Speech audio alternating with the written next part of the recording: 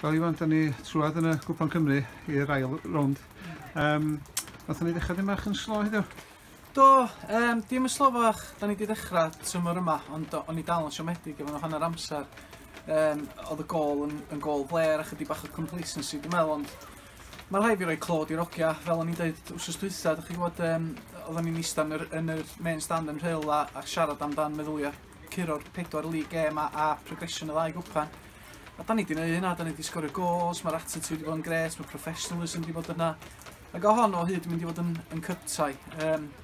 Mae'r conditions yn afiach, so ia, pob clod i'r ogia, fedrai'm rhoi digon o glod iddyn nhw am be maen nhw wedi gwneud yn ddiweddar, so chwarae teg, a da ni'n edrych ymlaen i weld pwy gan i nesaf yn yr eto.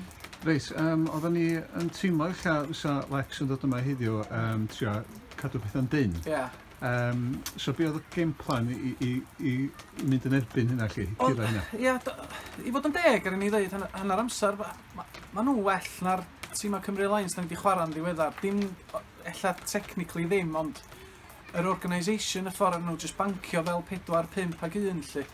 Ar ni ddechrau fo siap naturiol ni hwnna, da ni wedi chwarae drwy'r season, ond oedden nhw'n rhy compact, oedden ni'n cael y bel i fewn i draed i Efo yn y 10 neu Daz yn hirach ymlaen, lle so nath ni swapio fo, newid o half-time i 4-2-3-1, chos oedden ni'n just yn teimlo bod ni'n cael joy chydig bach lawr yr ochra, fel gafon ni'n holi head nos yn y blaen i dwblo fyny lle fo Joe a Daz ar un ochr a Chris Brwcl ochr arall.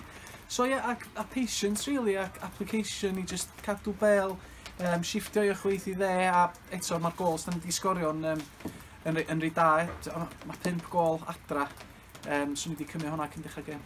Ie, sôn am y sgwad dy hun o'n edrych ar y gem chi, gweld chdi'n dod â 3 syper.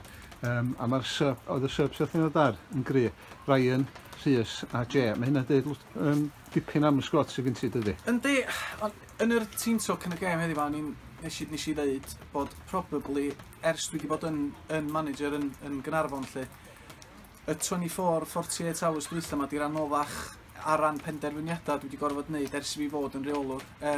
Mae rai a Jay oedd yn neis roteitio a rhoi start iddyn nhw'n holi head nos yn o blaen efo rai wedi bod yn patient a Jay obviously suspended. Ond oedden ni just yn teimlo bod y tîm, yr 11 oedd wedi bod yn curo'r League Games ar y Sadwrn ni, bod nhw'n hyddu aros i fewn efo'r crysa. Ac o'n i'n teimlo fwy i rai oherwydd oedd wedi cael man o mat yn holi head, ond obviously o raid i ni gadw'r negas yn positif a cadw'r negas, wel, y ffydd i'r hwgio wedi cael y results na. So, ia, mae 3 sub oedd ar heddi, mae Rhys Roberts wedi cael 150 odd o games o Welsh Prem. Mae rai i fi, dwi really licio rai, mae rai yn technically fantastic, a mae Jay Gibbs dod on a di sgorio fe ail dwtch illa, so really cry. Mae meddwl am wsos nesaf am Gilsfield yn mynd i fod yn anodd efo'r personnel a'r siap lle, ond so well gyda hi fod fel yma na yr injury crisis gafon ni tymor dwytha. So. A mae gen ti sgwad cyfan, oes?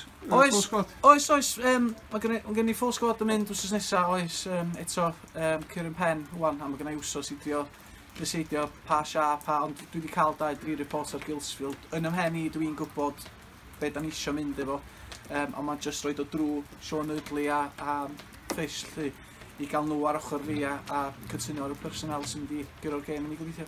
Na fo, champion, diolch chi wan, a bob lwc wrth nesaf eto de. Diolch yn fawr iawn, thank you.